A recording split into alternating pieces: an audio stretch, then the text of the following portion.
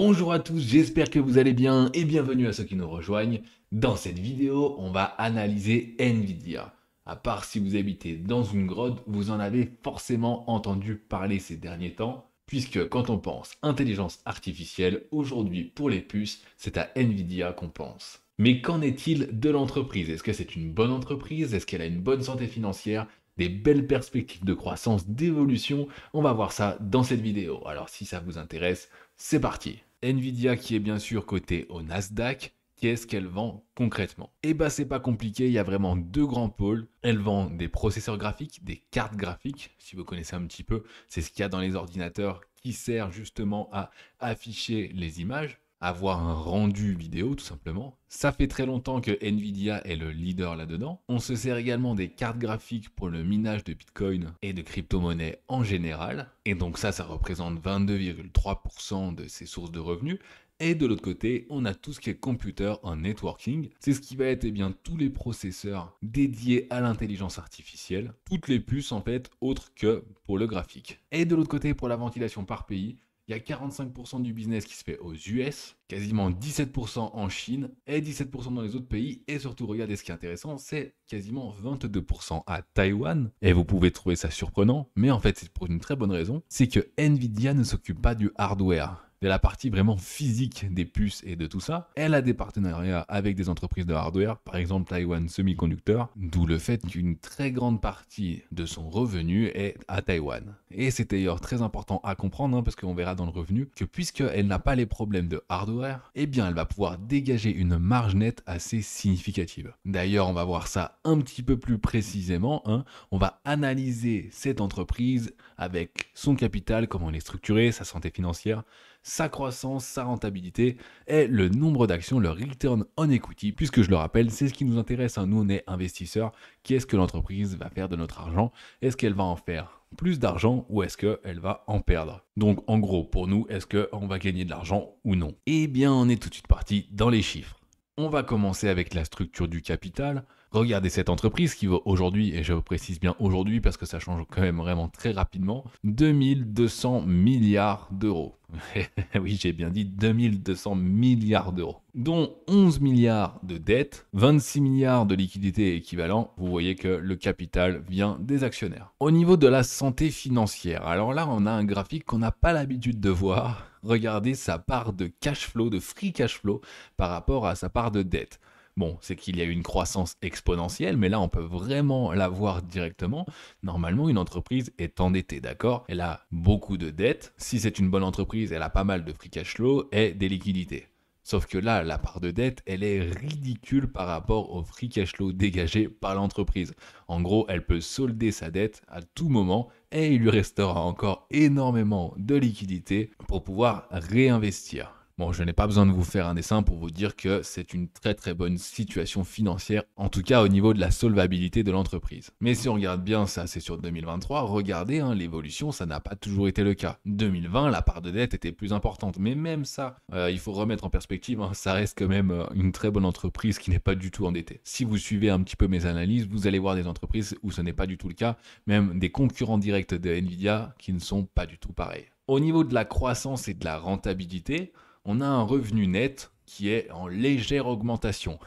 Bon, c'est une blague, vous voyez bien, mais de toute façon, vous le connaissez, et c'est d'ailleurs pour ça que les cours ont explosé. Il y a une croissance du revenu net qui est vraiment...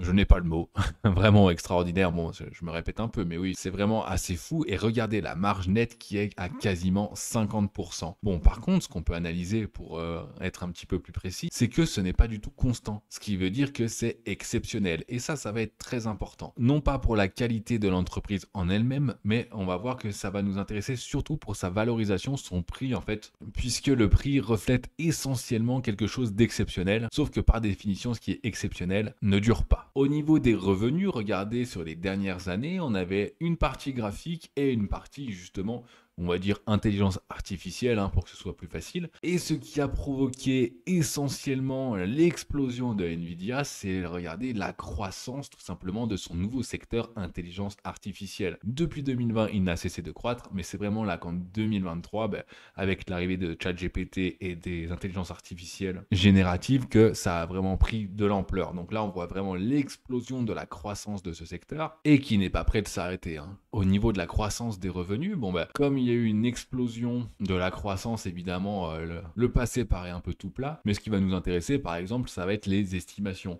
On estime une croissance constante quasiment jusqu'à au moins 2027, et c'est ce qui est intégré dans le prix de Nvidia. Et quand on regarde le passé proche, même si évidemment les performances passées ne préjugent pas des performances futures, eh bien à chaque fois, Nvidia a eu des résultats supérieurs aux estimations. Et ça, c'est également une très bonne surprise. Ça veut dire que c'est une entreprise qui arrive à innover, qui arrive à dégager des marges de plus en plus importantes, donc du free cash flow, ce qui permet d'avoir évidemment de plus en plus d'argent et de pouvoir investir de plus en plus, d'être moins endetté, donc de payer moins d'intérêts. Enfin, vous connaissez un petit peu comment ça fonctionne. Donc là, c'était le bénéfice par action, c'était pas les revenus, pardon, et les revenus sont juste ici, mais ce qui revient quasiment au même. Évidemment, c'est lié. Ce qui va nous intéresser également, ça va être les statistiques sur le nombre d'actions. Est-ce que l'entreprise rachète des actions, donc ce qui est une bonne chose pour les actionnaires, Et bien là, par contre, pas du tout. Le nombre d'actions en circulation augmente. Donc c'est l'inverse, ça ne va pas aller en faveur de l'actionnaire qui détient des actions. Et comme on l'a vu dans le bilan, Nvidia se sert essentiellement de la bourse pour pouvoir se financer. Et ensuite, bien sûr, une des choses qui va nous intéresser le plus,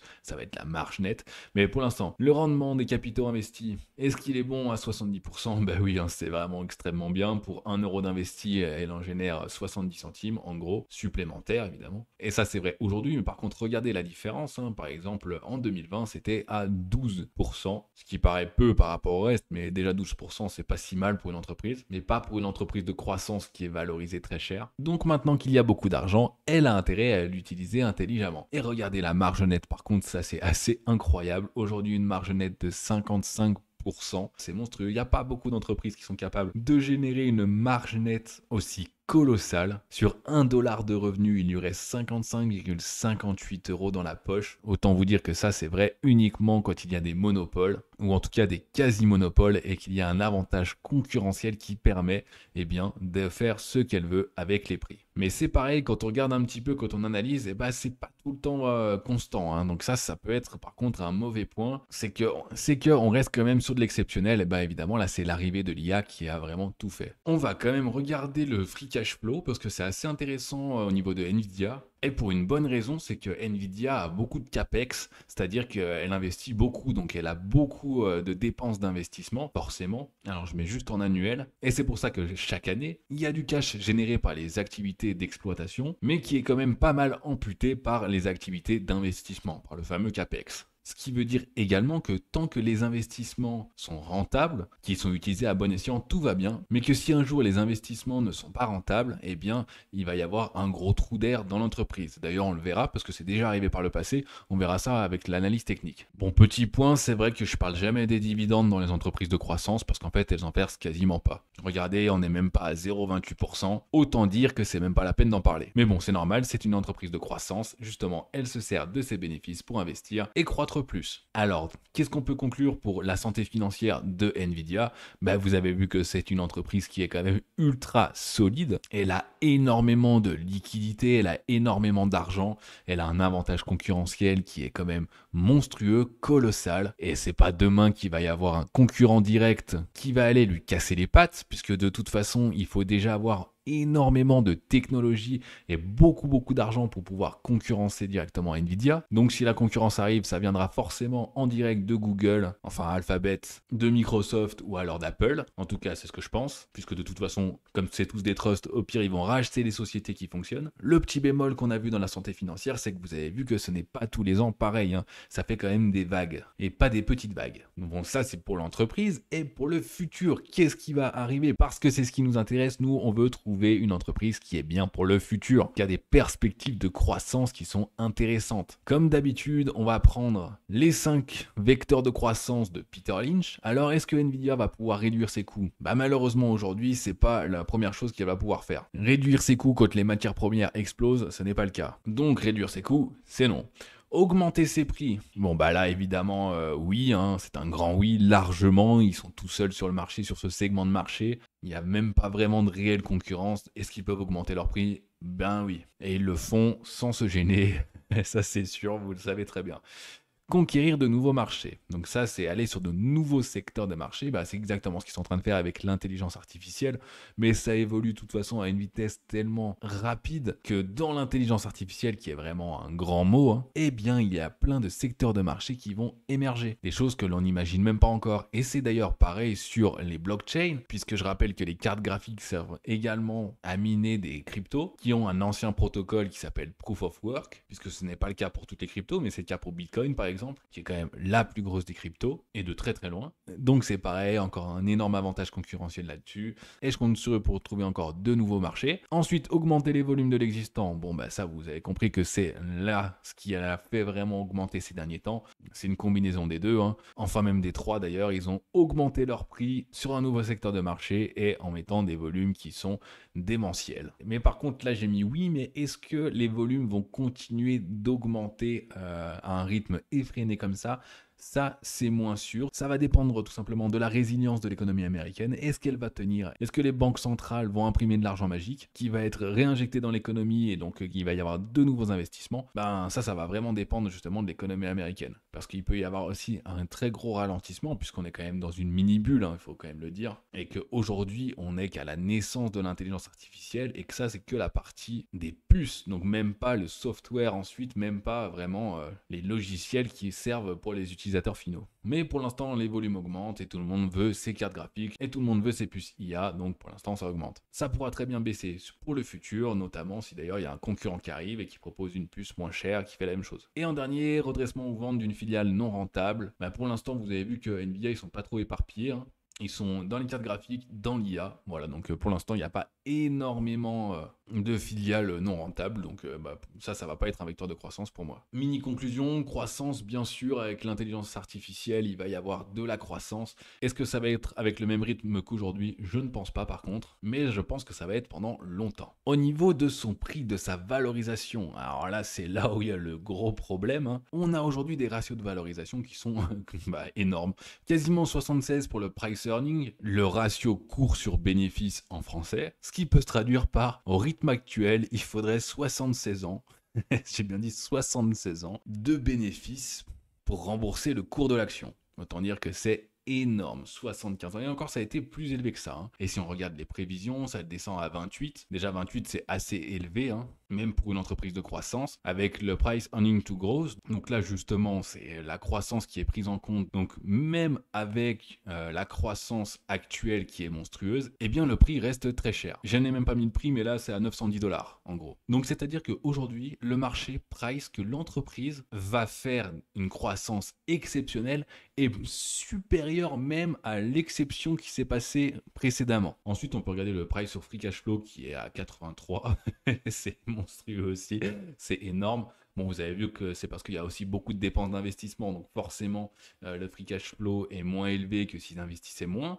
Mais justement, ça rajoute un danger à l'entreprise, un énorme danger d'ailleurs. C'est une entreprise qui est extrêmement bien, qui a une économie extrêmement saine, mais qui par contre a un prix qui est beaucoup trop élevé aujourd'hui, c'est beaucoup trop dangereux. Le rendement ajusté au risque, il est juste dégueulasse. Je suis désolé de le dire comme ça, mais c'est juste dégueulasse. Acheter un Nvidia à plus de 900 $, mais s'il se passe le moindre pépin, un petit souci logistique par exemple, qui va baisser un tout petit peu la croissance dans un marché qui est déjà assez tendu et l'entreprise peut perdre 20 à 30% en quelques jours, minimum. Juste en regardant ça, est-ce que c'est le moment d'acheter du Nvidia ou est-ce que c'est le moment d'en vendre? D'ailleurs, peut-être si vous en avez en portefeuille. Eh bien, pour moi, la réponse, elle est claire, c'est Oui. Mais oui à quoi? Je l'ai pas dit. Mais c'est, est-ce que c'est le moment d'acheter? Non. Est-ce que c'est le moment d'en vendre une partie? Oui. Tout, non, évidemment, ça peut encore monter, hein. Les bulles, ça peut aller très très haut. En fait, ça va dépendre de vous, mais si vous avez envie d'avoir un rendement ajusté au risque intéressant, et ben là, on n'est pas du tout dedans, hein. Bien que ce soit une entreprise à avoir absolument en portefeuille, mais pas tout le temps. Je rappelle que je ne suis pas conseiller en investissement et que chaque personne a une vision différente de l'investissement. Moi, ce qui m'intéresse, c'est d'avoir un portefeuille d'opportunités, d'accord? Donc des bonnes entreprises, de croissance, mais j'allège mes positions en fonction du prix, d'accord? Ça ne veut pas dire qu'il faut couper trop tôt vos positions, mais on va voir d'ailleurs sur l'analyse technique maintenant que bien que ce soit une excellente entreprise, ça ne l'empêche pas de pouvoir chuter colossalement et elle l'a déjà fait plusieurs fois par le passé. On va donc se faire une petite analyse technique avec Ishimoku, pour ceux qui connaissent. Et si vous ne connaissez pas, c'est pas grave, parce que de toute façon, je ne vais pas dans les détails ultra techniques. Ce qui va nous intéresser, c'est surtout le moyen et le long terme, même si on analyse très rapidement le court terme. Donc, on est parti tout de suite.